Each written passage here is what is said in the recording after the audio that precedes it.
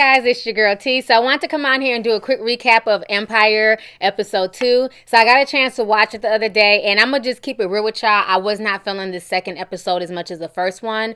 I just feel like they're just still doing a lot, and it's just a lot of things that to me are just not really believable. So in the opening scene, we start with Jamal, and of course Jamal is still feeling himself, honey. You can't tell Jamal shit now that he's like, running Empire.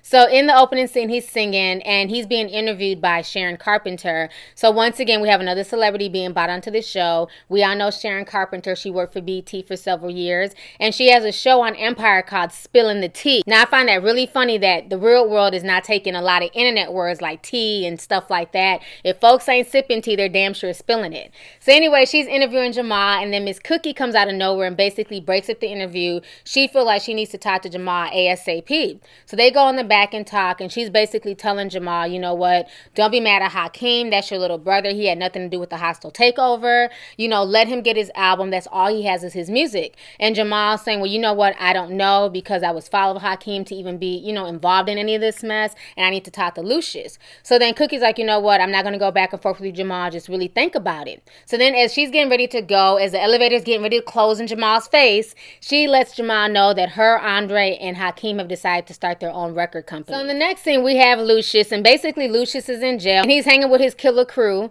And what I found funny about this situation, I don't know if you guys noticed, but Montana at 300 is part of Lucious's crew, and he's a drill rapper from Chicago. So he's another celebrity person they put on there as well. And once again, we see P.D. Pablo. He's back. He was on the first episode, and he's one of the guys rapping with Lucious.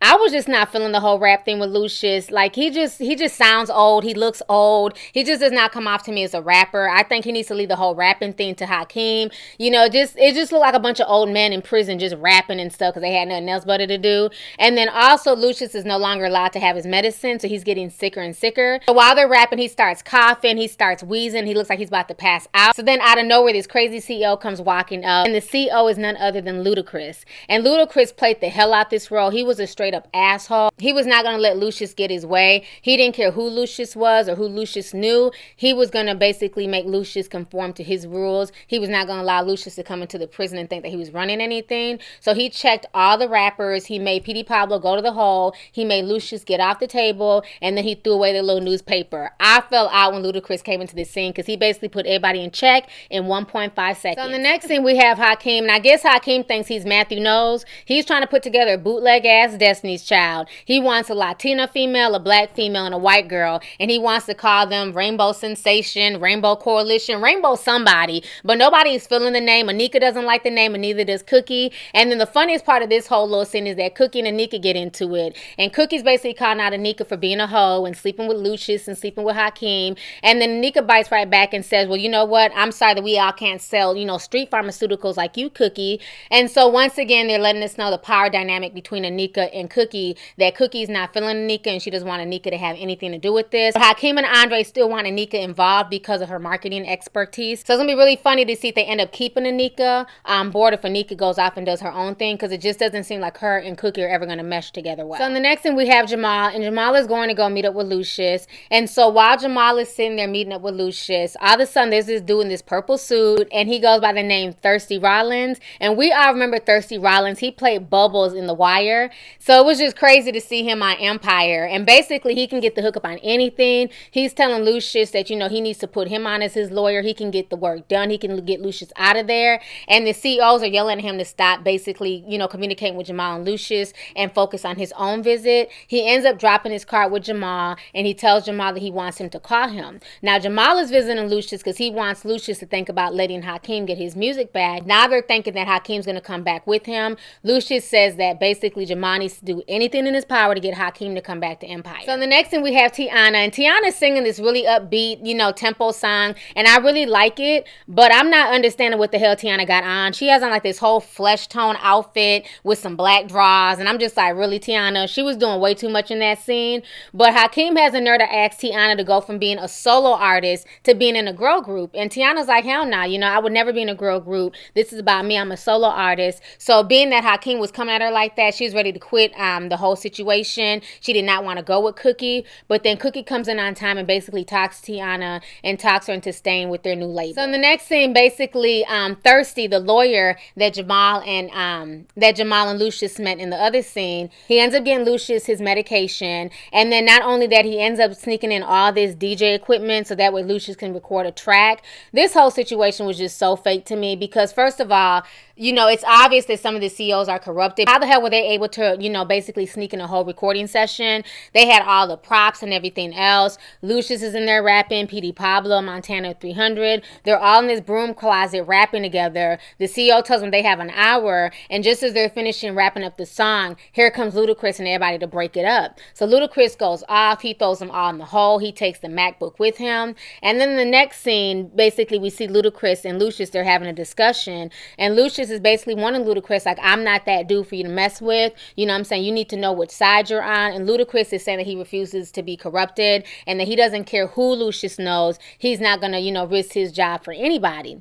Well, then what happens? I don't know why Ludacris didn't see this coming. His ass ends up getting jumped in the parking lot. He ends up getting his ass whooped, and they end up taking the MacBook from him. So they get the MacBook, and they end up leaking the song onto the radio. Lucious's song is #1 on all the Billboard charts. And Cookie and Hakeem are sitting there looking at each other dumbfounded because they don't understand how the hell, one, Lucious was able to record a song, and how the hell is this song being played on the airwaves. And I think the craziest part, you know, that kind of happened during the show was the whole situation with Lucious and Andre. He decides he doesn't want to have anything to do with Cookie's company. He just feels like, you know what, it's just too unprofessional, especially after Hakeem leaked his mixtape online. He's afraid that Cookie's company is going to be sued, so he just doesn't want to be bothered. He feels like his heart is with Empire. And then also his girlfriend Rhonda ended up meeting with Jamal, and she lets Jamal know that she's pregnant. So between Jamal talking to Rhonda and Rhonda saying that she wants Andre back, and Andre saying to Cookie that he doesn't want to be on her label anymore, he doesn't want to work with her, he's hoping that basically he can get back in with Lucious. So he goes to prison to go meet up with Lucious,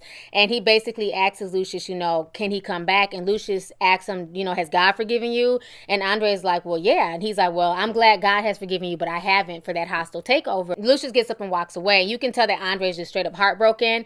And he's like, you know, I don't understand how, you know, for so long you talk shit about Jamal being gay, you end up giving him the Empire, and then Hakeem sleeps with Anika, and you're cool with that. I've done nothing of the sort. I made one mistake, and you won't let me back in. And then, you know, while they're talking, all of a sudden Lucious has this flashback, and we see Kelly Rowland, and she's basically playing Lucious's mother, and we see a young Lucious. She's singing Itsy Bitsy Spider, but she's forgetting the words. You know, it's a lot going on in her mind, and I'm assuming maybe she has bipolarism, and that's maybe where Andre got it from. The flashback just made no sense. It's almost like they just wanted a celebrity cameo from Kelly Rowland because it just didn't tie into anything. He really didn't say anything. Then he ends up walking off and basically doesn't even answer Andre's question, but says that he has no hate for Andre. You know, and that just made me sad because I feel like he does treat Andre like shit. But I can't feel too bad for Andre because we all know that he killed Uncle Vernon last season. So it's going to be really, really interesting to see where Andre goes from here. So now I think the most craziest scene of the night was the courtroom scene. So Thirsty ends up walking in, and basically he's late, and he's making a huge spectacle.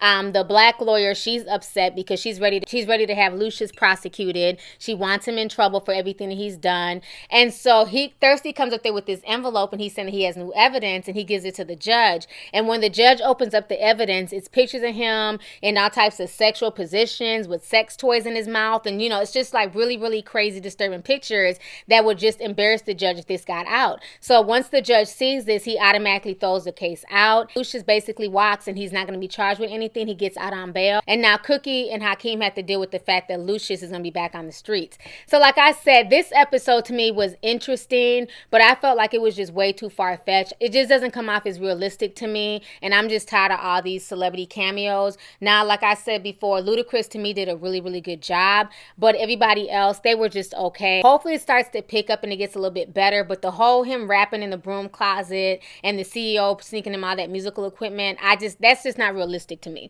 So anyways, let's go ahead and get the discussion popping. Go ahead and leave a comment. Let me know your thoughts on the second episode of Empire. What did you guys think about this? What was your favorite scene? And was that scene with him in the closet rapping, did that come off as cheesy to you guys, or was that believable? And then how do you feel about Lucious getting off at the end? So go ahead and leave a comment. Let's get the discussion popping. All right, deuces. Hey you guys, it's your girl T. Make sure to subscribe, like, and share my videos. You can also visit lovelyti.com to purchase any merchandise. Also, don't forget to click the boxes down below to watch any of my previous videos. Talk to y'all later. Deuces.